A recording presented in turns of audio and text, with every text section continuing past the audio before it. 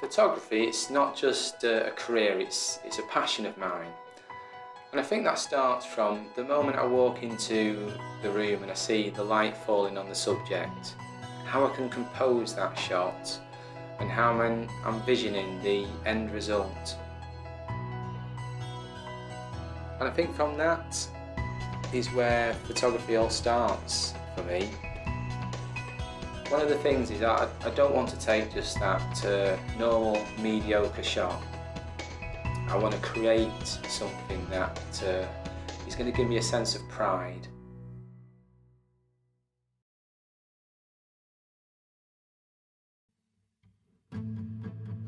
Portraits is an area that covers a vast amount. One of the things I do like about creating a portrait of a person is their eyes. I love to concentrate on their eyes and their jawline. So when it is framed, the eyes follow you around the room. And you can create portraits in all different environments. We can do them in the studio, where we can fabricate the light using continuous light or flash, or we can go outside on the streets and using natural light. So there's a vast area where we can cover those different types of shots. And we want to create not just those flat images that maybe you just see and walk past. We want to create a dramatic image where you want to go back and look at that picture and you want to reminisce on how it was captured and the way it was captured. And I think that is a true portrait when you can just stand staring at the person and you want to look at it more.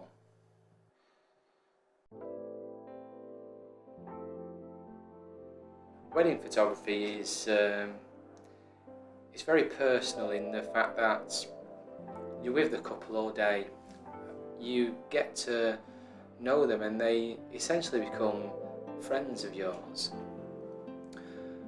It's also capturing a memory that's going to be with them for life. It's quite an honour and an achievement to be a part of their special day.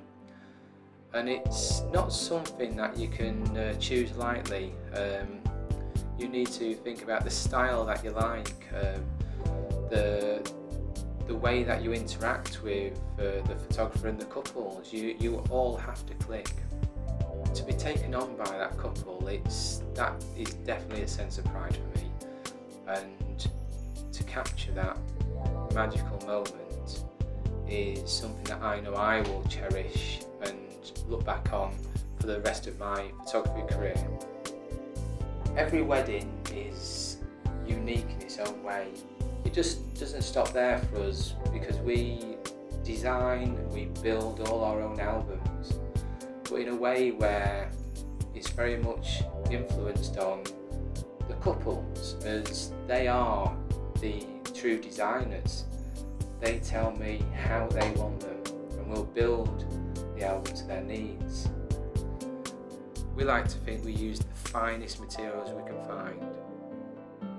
And for this we import all our materials from the US because we found that the leathers from the US are a lot thicker, a lot harder wearing, and they don't crack on the spines.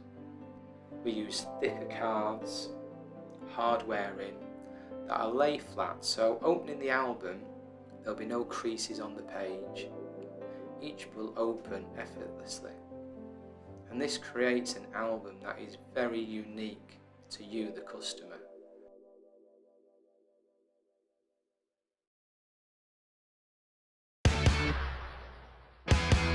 So the photo booth is probably one of my favourite areas of photography, and I do have to admit that I am one of the first to get in there to give it a test run. It is a one of a kind. It's a 7x7 and you can fit 16 people inside it in one go. It's a full body shot it's going to take, so from the floor to above your head. It studio quality photos that you're going to get from there. And yes, we have props, afros, wigs, guitars, so we can really mix things up there and have a great time. And it's always a winner, whether it's a birthday party, an event, or you just simply want it at your wedding. As a photographer, I'm always being asked how I created that image. What was the process that took me to that final image? And for this reason is why I teach photography. So the areas we cover in our training are portraiture, street walks, boudoir and weddings. But we also do a much more tailored package for a personal approach if you want a one-to-one, maybe on Lightroom or Photoshop, to learn the techniques you need to take your photography further.